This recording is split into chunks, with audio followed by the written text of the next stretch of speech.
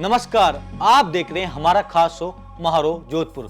मैं हूं आपके साथ मोहित। सूर्य नगरी जोधपुर में जोजरी नदी का प्रदूषण मुक्त करने के लिए प्रशासन ने आज एक ऐसा कदम उठाया है जो आने वाले समय नजीर बनेगा।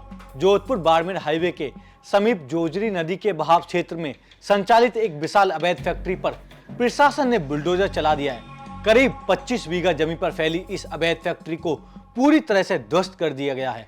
इस कार्रवाई की गंभीरता का अंदाजा इसी बात से लगाया जा सकता है कि मौके पर Jodhpur development authority, Rajasthan pollution control board और जिला प्रशासन के शीर्ष अधिकारी खुद मौजूद थे। सुरक्षा व्यवस्था के लिए 125 से ज्यादा पुलिस कर्मियों को तैनात किया गया था, जबकि फैक्ट्री को तोड़ने के लिए 25 जेसीबी लगाई थी। जोजरी नदी मामले में पहली बार ऐसा एक्शन देखने को मिला है।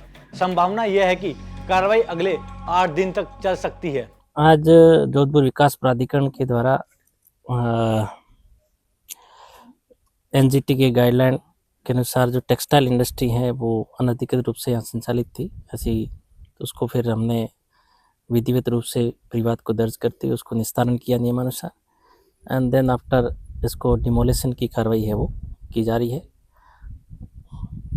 सर 2016 से 2025 तक इतना डिले क्यों रहा? अब खारिज करना पड़ा आखिर 18 तारीख को?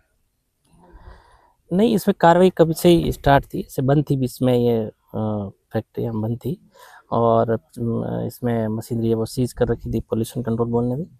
और पहले जब हमने कुछ कार्रवाई करते माननीय न्यायालय में गए, वहाँ से कुछ स्थगन आदेश आया और स्थगन आने के बाद में हमने जो भी माननीय न्यायालय ने जो निर्णय दिए थे उसकी पालना हमने करी और पालना करने के पश्चात हमने जो हमारे परिवार है उसको विधिवत रूप से निस्तारण करते हुए फिर डिमोलिशन की। आपको बता दें, प्रशासनिक सूत्रों के मुताबिक यह अवैध फैक्ट्री देवेंद्र सिंह नामक व्यक्ति की बताई जा रही है। फैक्ट्री के अंदर 6 कपड़े की धुलाई और हाई से जुड़ी करोड़ों की अत्याधुनिक मशीनें जब्त की गई हैं। इन मशीनों से निकलने वाला जहरीला और रासायनिक पानी बिना किसी ट्रीटमेंट के सीधा जोजरी नदी में छोड़ा जा रहा था, जिससे नदी बुरी तरह से प्रभावित हो रही थी।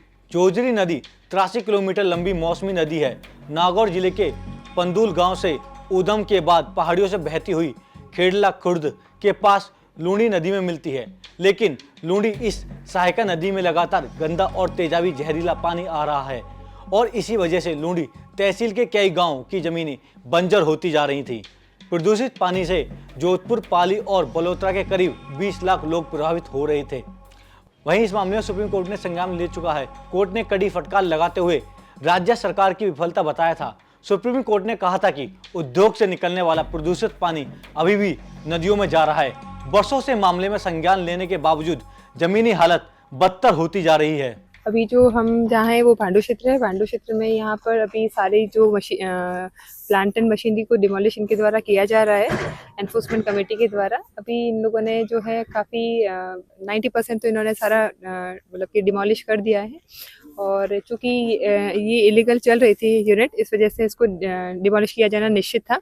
और ये इस प्रकार से जितने भी इंडस्ट्रीज़ अपने जीडी क्षेत्र में या निगम क्षेत्र में कहीं पर भी चल रही है तो उस पर सख्ती बढ़ती जाएगी और कार्रवाई की जाएगी। ये जो इसका भी क्या सैंपलिंग वगैरह हुई थी कुछ पानी का इससे पहले? नहीं, सैंपलिंग की अगर बात करें तो कंसेंट टू, इसके पास तो सीटीई ही थी, कंसेंट टू ऑपरेट थी ही नहीं। बोर्ड ने कभी भी कंसेंट टू ऑपरेट नहीं प्रदान करी थी। बोर्ड ने सिर्फ लगाने की परमिशन दी, चलाने की परमिशन बोर्ड ने कभी भी नहीं दी। और जो लगाने की परमिशन दी थी वो भी हमने जो 17/10/2025 को निरस्त कर दी थी। अब एक चीज जो जोजरी को लेकर कार्रवाई चल रही है, तो अभी तक क्या लग रहा है कि कितनी कंट्रोलेशन हुआ पॉल्यूशन वाटर पे? आपने भी कई सैंपलिंग की, उसके बाद कुछ एडमिनिस्ट्रेशन भी कार्रवाई की, कुछ नियंत्रण हुआ कुछ? हाँ, नियंत्रण तो काफ़ी मात्रा में अभी हुआ है। अभी जैसे कि जितने भी इलीगल इंडस्ट्रीज चल रही थी तो उस पे हमने पूर्व में भी क्लोजर इशू कर दिए थे। बिजली डिस्कनेक्शन के लिए हमने पत्र भी लिख लिया था। इसके साथ ही अभी वर्तमान में तो ऑलमोस्ट मैं ये नहीं कहूँगी कि सारी बंद है, बट अभी जो एनफोर्समेंट कमेटी के द्वारा लगातार एक्शन किए जा रहे हैं, उनको बंद कराने की कार्यवाही लगातार रूप से। लंबे समय से सामाजिक कार्यकर्ता और पर्यावरण प्रेमी जोजरी नदी में बढ़ते प्रदूषण को लेकर आवाज उठा रहे थे।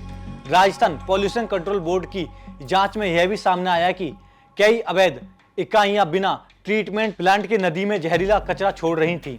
यह कार्रवाई सिर्फ एक फैक्ट्री के खिलाफ नहीं बल्कि उस सभी कड़े संदेश हैं जो मुनाफे के लिए पर्यावरण और नदी के अस्तित्व से खिलवाड़ कर रहे हैं। आप देख रहे थे हमारा खास शो महारो जोधपुर।